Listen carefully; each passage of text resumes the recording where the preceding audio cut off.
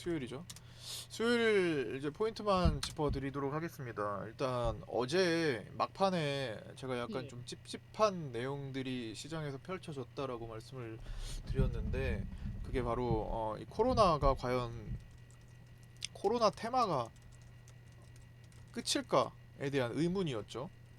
어제 이제 많은 글로벌 뉴스들, 우리나라 언론뿐만 아니라 여타 이제 해외 뉴스들도 보면 코로나가 거의 뭐 잡힌 것 마냥 어, 남아공이 오미크론 확진자 추세가 꺾였다고 해서 되게 마치 종식을 얘기하는 것처럼 비슷한 그런 기사들이 막 쓰여졌단 말이에요. 어제 장중에. 그러면서 동시에 오후 막판에 막 일동제약 쏟아지고 한국 BNC 막 쏟아지고 주요 경구치료제, 가장 주목을 받는 게 이제 최근에 경구치료제였잖아요. 결국엔 코로나는 경구 치료제, 자가 치료제가 공급되면서 끝날 것이다라는 그런 기대감에 진단 키트 이후에 경구 치료제 테마들이 강하게 일어났던 거고, 주요 종목들이 굉장히 많이 올라갔었죠. 최근에는 뭐 대원제약도 있었고 여러 가지 종목들이 막 탄생을 하면서.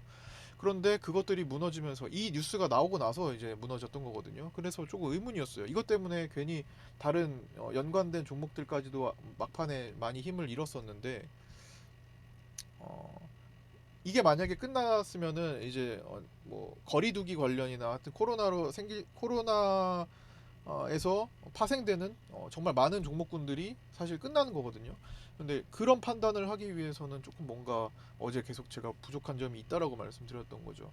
미국도 확진자 물론 뭐 치명률은 낮지만 확진자가 뭐 줄어드는 추세가 전혀 아니고 어제도 25만 명의 확진이 있었고, 우리나라도 어, 뭐 정부의 입장은 어제 발표가 좀 있었죠. 어제 확진자가 어제 기준으로 조금 줄어들었다, 추세가 꺾인 것 같다, 뭐 백신 패스 효과를 보고 있다, 뭐 이런 언론 보도가 있었단 말이에요. 그런데 사실 요일별 차이가 있는 거지, 오늘 보면 다시 7천 명대 들어와서 사실 추세가 꺾였다고 보기가 어렵거든요. 우리는 또 중증 환자도 위중증 환자도 지금 1,000명 다시 넘어가가지고 병상 부족도 있고 막 이런 상황 속에서 갑자기 우려해서 종식이 갑자기 한 방에 와버린다고? 무슨 칼로 썰어내듯이? 저는 좀 그 부분이 조금 어색하다고 생각을 해서 어제 좀 많은 생각들을 했거든요. 생각을. 그렇게 칼로 끊어내듯이 끝나는 게 아니라 되게 굉장히 자연스럽게 부드럽게 끝날 거예요. 어, 그 미드 코로나와 비슷한 이 리오프닝 관련주들에서도 충분한 매집이 일어날 수 있는 시간을 부여해야 되고, 전환되는 과정이 딱 표시가 난단 말이에요. 어제처럼 뭐 한두 종목이 끝을 낸다고 해서 갑자기 한 방에 무설듯 이렇게 끝난다고 보지는 않습니다. 그건 이제 개별 종목의 문제일 거고요. 오늘도 보시면 장중에 얼마나 많은 바이오 종목군들이 코로나를 재료로 올라왔습니까? 바닥에서. 아직도 바닥에서 긁고 가야 될 만한 매집 진행 중이었던 바이오 바닥주들이 굉장히 많단 말이에요. 그런 것들을 아직 힘도 못 써보고 코로나 종식을 벌써 얘기하면 아쉽죠. 아직 넘어갈 준비도 안 됐는데. 미국에서는 밤사이에 바이든 연설 이후에 연설이 좀 늦게 했지만 연설 전후로 해가지고 리오프닝 관련주들이 힘을 썼어요. 바이든 연설의 내용이 이미 알려져 있었기 때문에 어떤 말을 할지 이미 예비 연설문이 알려져 있었기 때문에 사실 다 예상하고 넘어간 거죠. 리오프닝 쪽으로. 근데 우리나라는 아직 그게 준비가 아직 덜 됐단 말이에요. 그래서 뭐 물론 영향을 받아서 오늘 여행주들이나 이런 것, 뭐 리오프닝 관련 여러 가지 종목들이 어느 정도 올라간 건 있습니다만, 그렇다고 해서 딱 그 경계가 넘어갔냐라고 보기에는 어렵다라는 생각을 어, 하고 있습니다. 오늘 종목들 움직인 거 보고 제가 판단해서 다시 말씀드리겠다고 했잖아요, 어제. 하여튼 그 점에서 아직까지는 살아있는 종목들 좀 더 만질 수 있을 거다. 그 관련 테마에서. 그리고 연말이잖아요. 그리고 연초로 넘어가는 구간이잖아요. 아무리 거리두기를 한다고 해도 뭐 전 세계적으로 우리나라처럼 거리두기 하는 국가가 아닌 것도 많고, 어, 아무리 또 우리도 거리두기 한다고 해도 연말은 그래도 이동량이 많을 수밖에 없습니다. 어떻게든. 어, 그래서 연말 연초 지나면서 어, 되게 우려감이 한 번 더 강하게 일 수 있다라는 생각도 하고 있어요. 오늘도 김부겸 총리의 언급처럼 병상 확보 요청했고, 그다음에 중증 환자 포함해서 신규 확진자 1만 5천 명이었나요? 까지도 커버가 가능하도록 조치를 지금 해놓겠다 이렇게 했잖아요. 어쨌든 그런 얘기들은 아직 끝이 아닌데 섣불리 끝을 내기가 좀 그렇죠?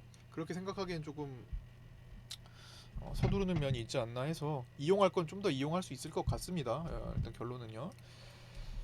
그래서 어제 이제 야간 방송에서 급히 일단 혹시나 그래도 넘어갈 수도 있으니까 섹터가 완전히 넘어갈 수도 있으니까 거기에 대비해서 생각을 좀 해봤는데 그렇죠? 어제 이제 어, 어제 야간 방송에서 말씀드린 거 이제 종료라고 보기에는 좀 찝찝한 부분이 많이 있지만 혹시나 증시가 먼저 코로나 종식으로 간다면 포트에 각자 가진 포트의 리밸런싱은 과감히 반드시 필요하다라는 겁니다. 이미 출발한 거 제외해서 예를 들어서 뭐 대표적인 섹터와 뭐 종목 하나 한두 개씩만 이렇게 적어 봐서 공부를 해봤잖아요.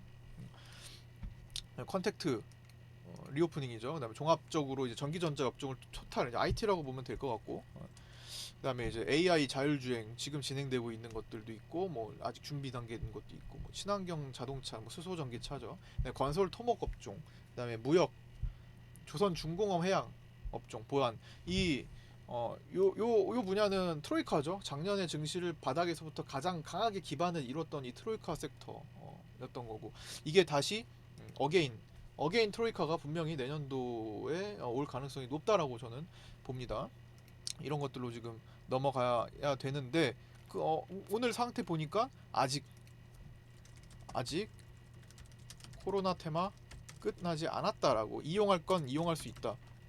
아직 먹거리가 충분히 남아 있다라고 판단을 오늘 판단을 했습니다. 그다음 오늘 수급적으로 위클리 옵션 만기 전날이에요.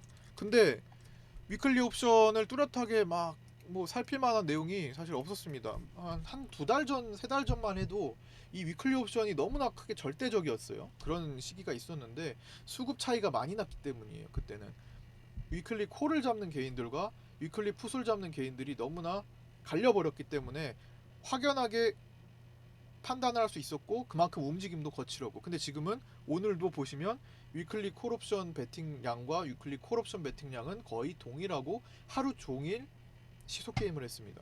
그렇기 때문에 그 짧은 시소게임 속에서 증시는 큰 요동을 치지 않았어요.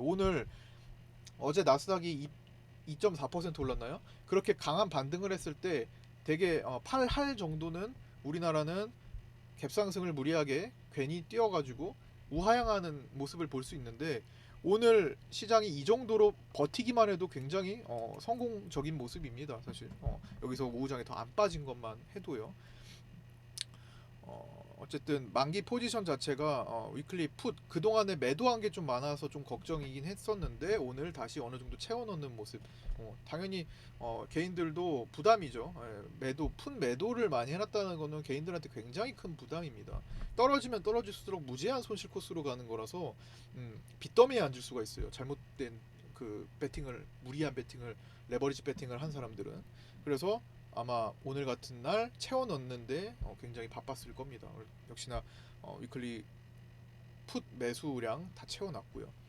내일은 만기일이기 때문에 내일은 오늘 영향이 적었던 만큼 위클리에 좀 더 신경을 좀 써서 볼 거고요. 선물은 오늘 뭐 진짜 재미없었어요. 오늘 선물 매수도 크게 안 하고 매도도 크게 안 하고 그냥 계속 하루 종일 가만히 있었습니다. 결국에는 138억 외국인 매도로 끝났는데 오늘 하루 종일 개인들 현물 팔게 하고 선물 팔게 하고 콜옵션 팔게 하는 날이었던 것 같아요.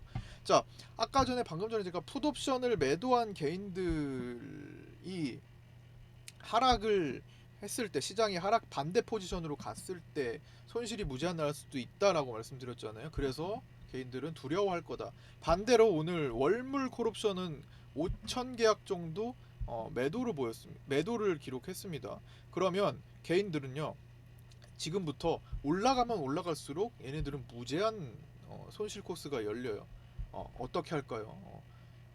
시장이 외국인들은 요 틈에 또 올리려고 또 노력을 하겠죠. 그러면서 개인들 멘탈 붕괴를 또 만들 겁니다. 여기서 솎아내는 과정이 또 있을 거예요. 현물은 이미 또 오늘 털리기 시작했고 조금만 올려주면 털려주는 개인들의 모습입니다.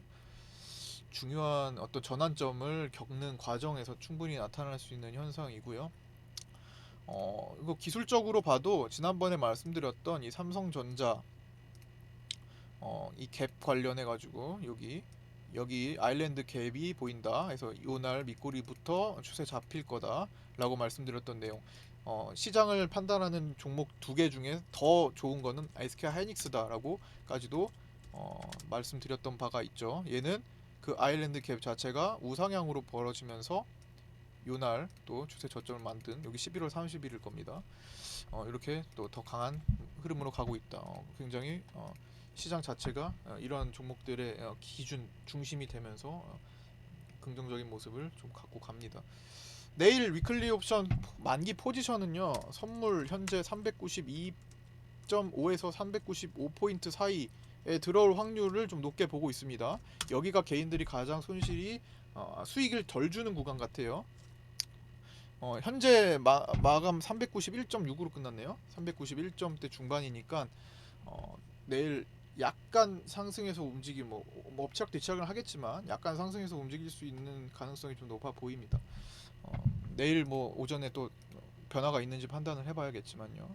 오늘 주요 종목 중에 바이오니아가 좀 있었어요. 바이오니아가 제가 뭐 바이오니아 특집으로 뭐 따로 영상을 하나 만들까도 생각을 해봤는데 일단 요약만 해보자면 탈모 화장품을 개발을 하고 있었는데 그 탈모 화장품이 최근에 엊그제 식약처 반려가 됐어요. 식약처에서 통과가 안 됐다라는 거죠.